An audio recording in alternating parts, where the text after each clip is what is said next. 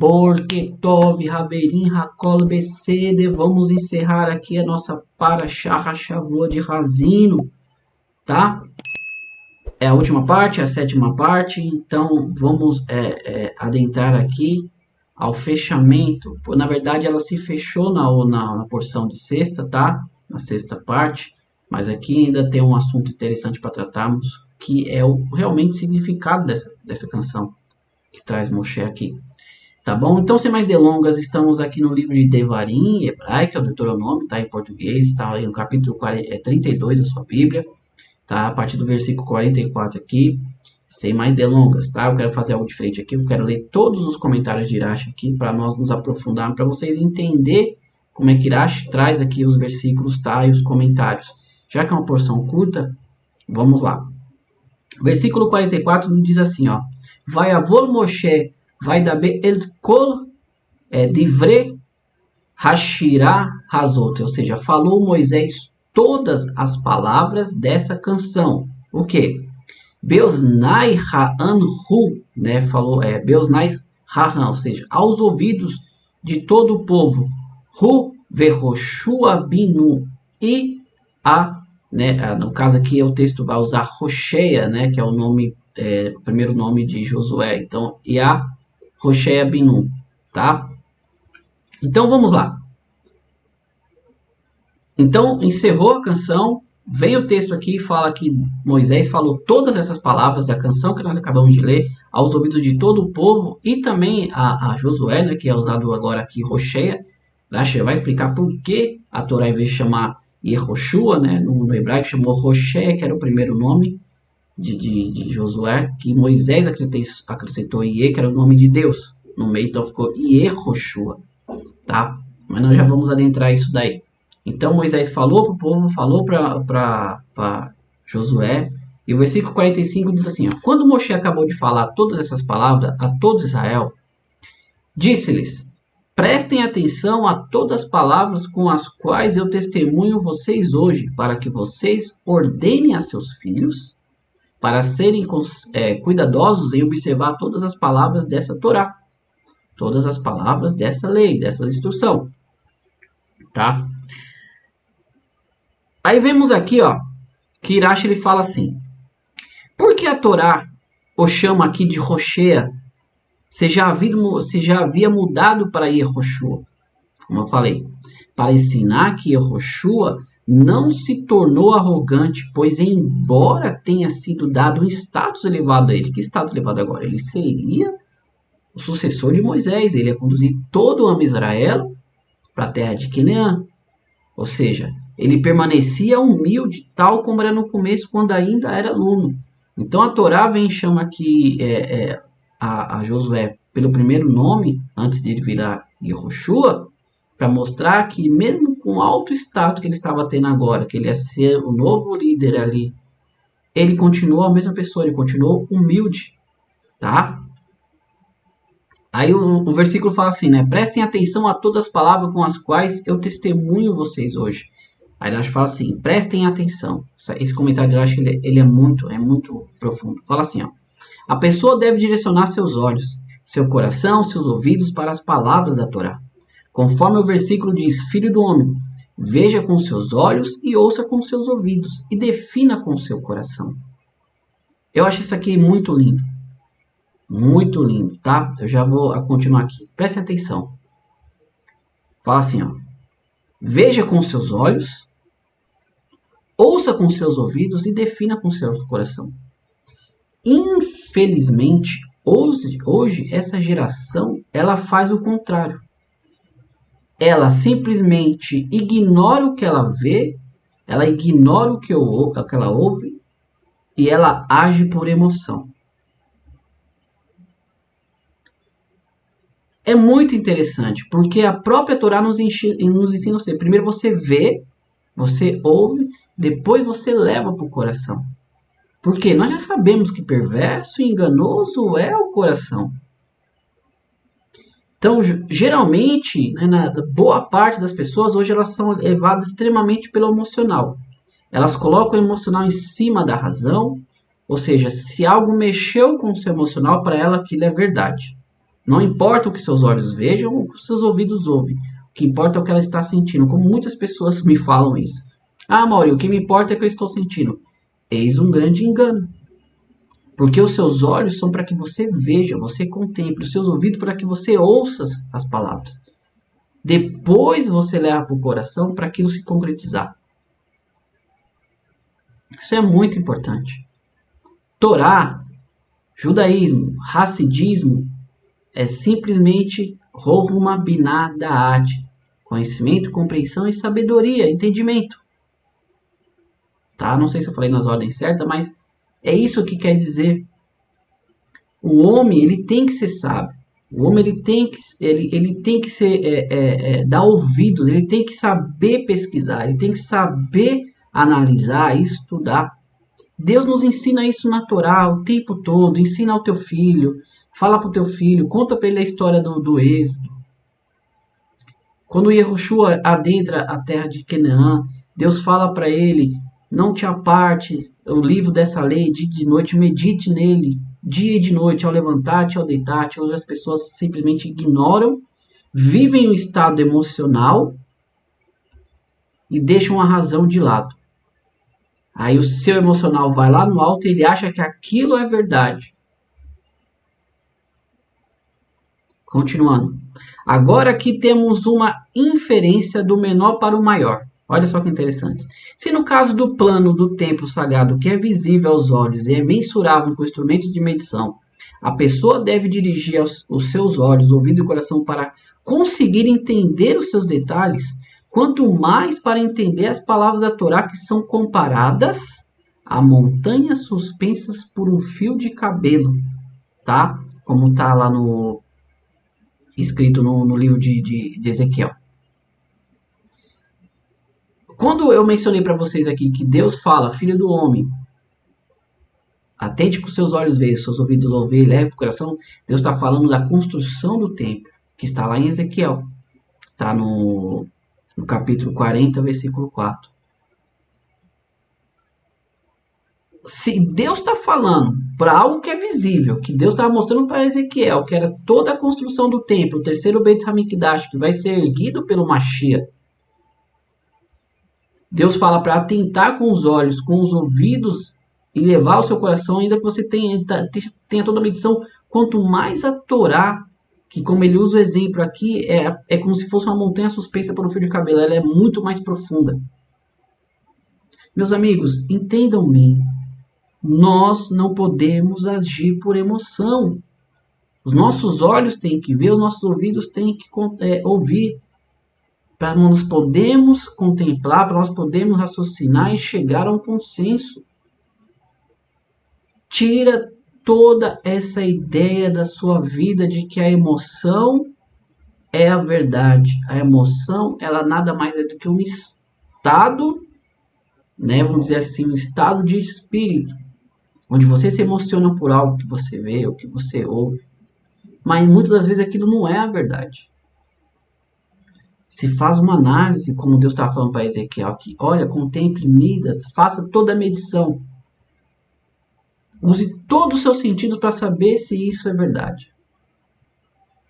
Continuando aqui. Pois elas não são o ensinamento vão. O quê? As palavras dessa Torá. Não são ensinamento vão para vocês. Isto é a sua vida. Através disso, vocês prolongarão seus dias sobre a terra que vocês tomarão posse ao atravessar o Jordão. Eu não me canso de falar. Não existe nada. Tá? Isso aqui não são minhas palavras. Mais uma vez, estou usando as palavras da Torá aqui. Não existe nada a não ser a Torá, as instruções de Deus, que nos conduzam para uma vida com significado. Fora isso, são tudo questões criadas pelo ser humano, emocionais, para levar o seu estado, fazer você parar de raciocinar e viver simplesmente por emoção. Vamos ler aqui, ó. Pois elas são ensinamento para vocês. Não é à toa que vocês se esforçam pela Torá. Pois uma grande recompensa provém dela, pois isto é a tua vida. É o comentário de Irash. Vamos continuar aqui para a gente adentrar. Outra explicação, não há palavra supérflua na Torá. Eu já falei aqui, não existe a Torá original, ela não tem ponto, não tem vírgula, ela é direta. Tá? Não há uma palavra sequer supérflua na Torá, que se for devidamente explicada, não terá uma recompensa associada a ela. Saiba que, por exemplo, assim disseram os sábios. Né? Aí ele vai usar aqui, olha só, ele vai usar um exemplo interessante. E a irmã de Lotã era Timná. Tá? Isso aqui está lá em Gênesis 36, no capítulo 22. Aí vem aqui e fala assim, ó, poderia se perguntar qual o propósito da Torá ao nos dizer isso? Você já parou para pensar? O que quer dizer o que Deus quer dizer com esse versículo? E a irmã de Lotã era Timná. Qual o propósito da Torá ao nos dizer isso? E qual o benefício de saber sobre a família de Timná? Além disso, no versículo anterior foi dito, e Timná era concubina de Elifaz, filho de Esaf. Mas nossos sábios explicaram, Timná disse, se eu não for digna de me tornar a esposa de Elifaz, espero ao menos me tornar uma concubina. Então daqui você entende que nada na Torá está escrito à toa. Tá? Porque como diz, Timná, ela era concubina de Elifaz, filha de Esaf. Aí você fala, tá, e daí? Ou seja, se eu não for digna de me tornar a esposa de Elifaz, espero ao menos ser uma concubina. Ou seja, a Torá nos traz aqui o significado de tudo. Se ela não conseguiu ser esposa, pelo menos você é uma concubina. Por isso traz essa explicação. Porque a Torá entra em todos esses detalhes a respeito de sua família. É uma pergunta. Para nos ensinar a grandeza de Abraão. Olha só. O quanto os governantes e reis desejavam se unir à sua descendência. Se eu não conseguir ser uma esposa, eu posso ser uma concubina. Eu quero me ligar à descendência de Abraão. Não existe nada na Torá, nenhuma letra que seja inútil na Torá.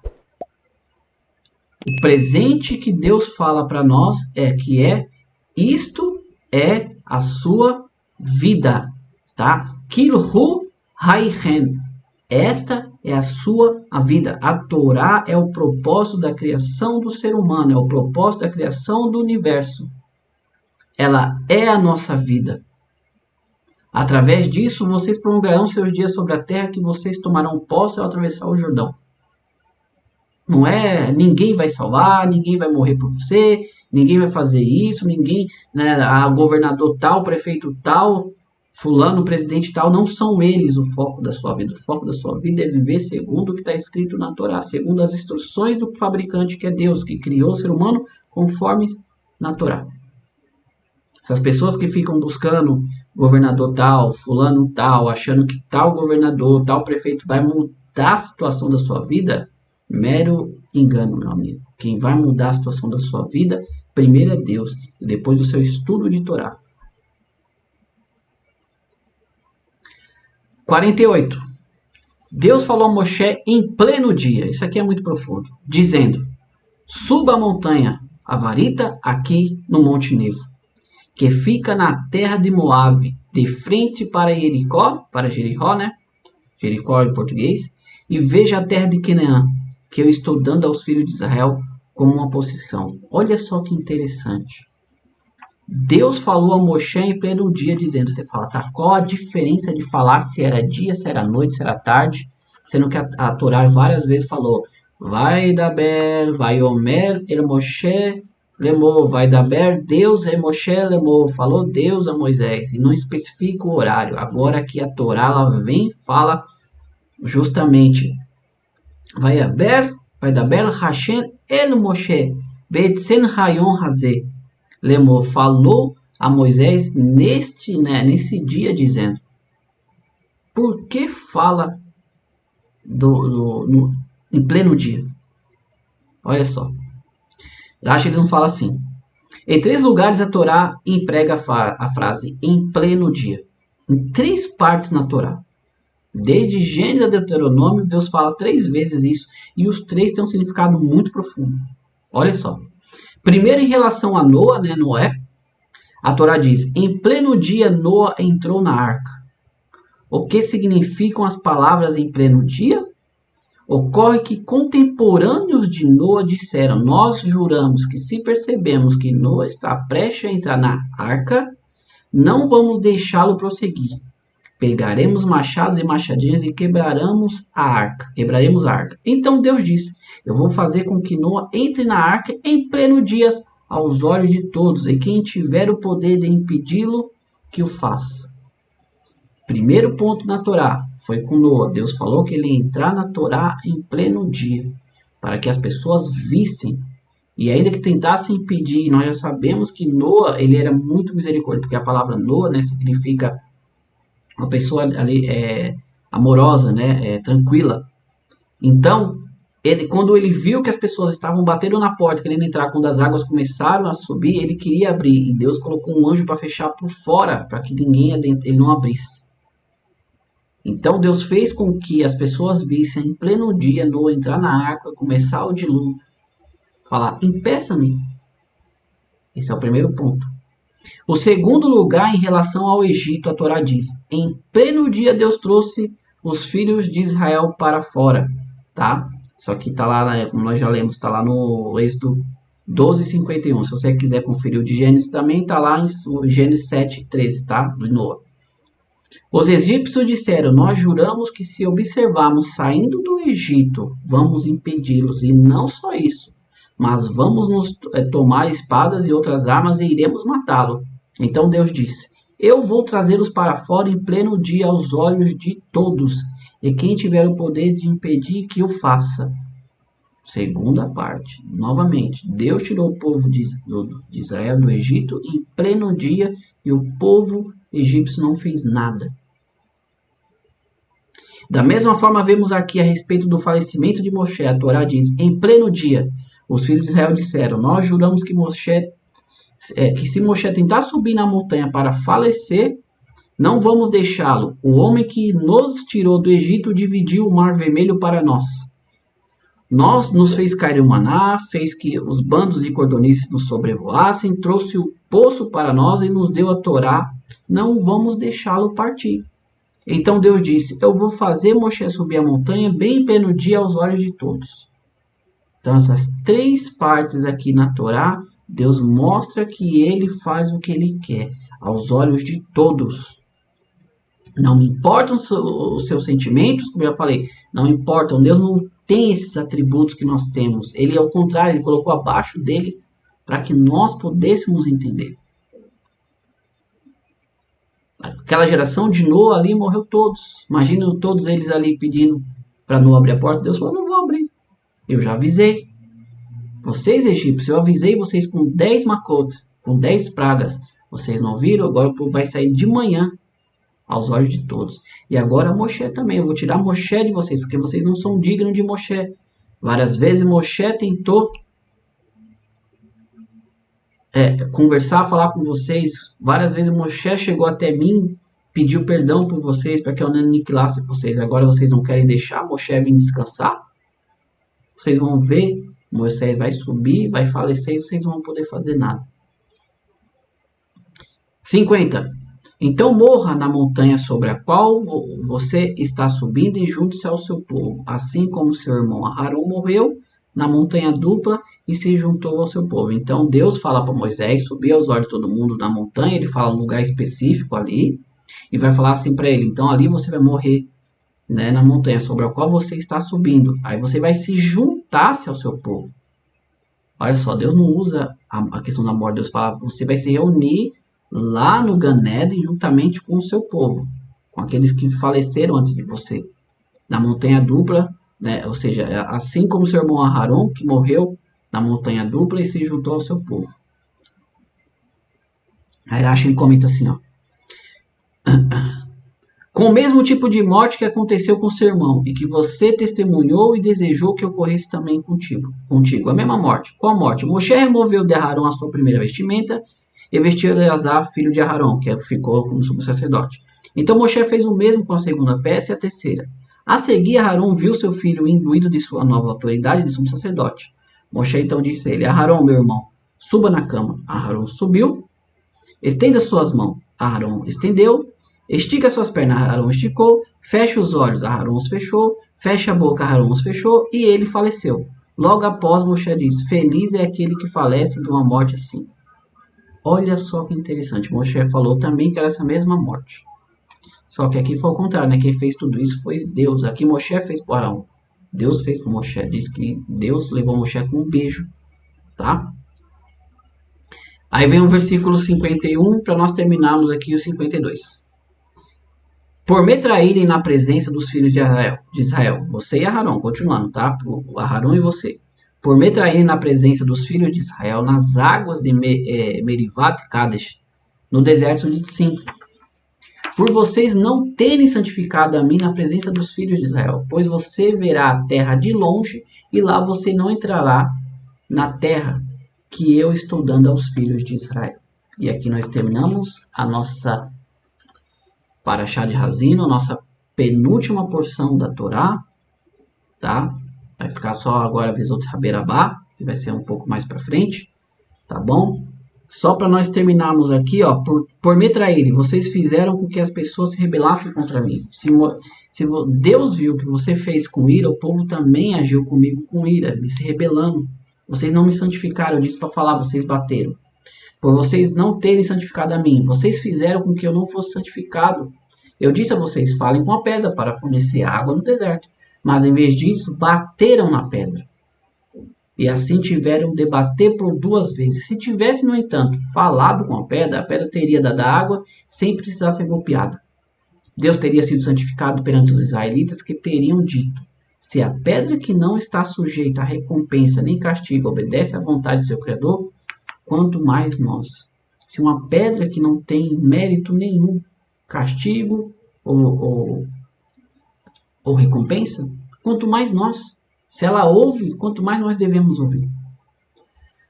Você verá, etc., para que você não... porque se você não vê agora, você não haverá mais em vida. Tá? Você vai ver agora, porque em vida você não vai mais ver. Em vida, isso aqui é muito importante. E lá você não entrará, mas eu sei que a terra de Israel é querida para você. Por isso eu digo, suba a montanha e veja. Tá, meus amigos? Aqui nós encerramos a nossa Parashá de Hazino. Como eu disse, só vai faltar a última Parashá de Vezot Haberahá, tá? Quando chegar lá a gente já fala o que significa Vezot Haberahá, tá? E, amigos, não se esqueçam que nós já falamos aqui que todas as palavras da Torá têm o seu propósito, tá? Não existe nada à toa na Torá. Ela é a nossa vida, mais nada. A Torá é a nossa vida. Tá bom? Meus amigos, fiquem com Deus. Todarabá, mais uma vez, muito obrigado. Então, Bekol Tov, tá? Tudo de bom. Atzlahá, sucesso e Parnassá, sustento vindo da parte de Deus sobre a sua vida. Você que é novo nesse canal, se inscreva, deixe seu like, compartilhe esse conteúdo, nos ajude a transmitir, a alcançar mais pessoas com as palavras de Torá. Tá bom?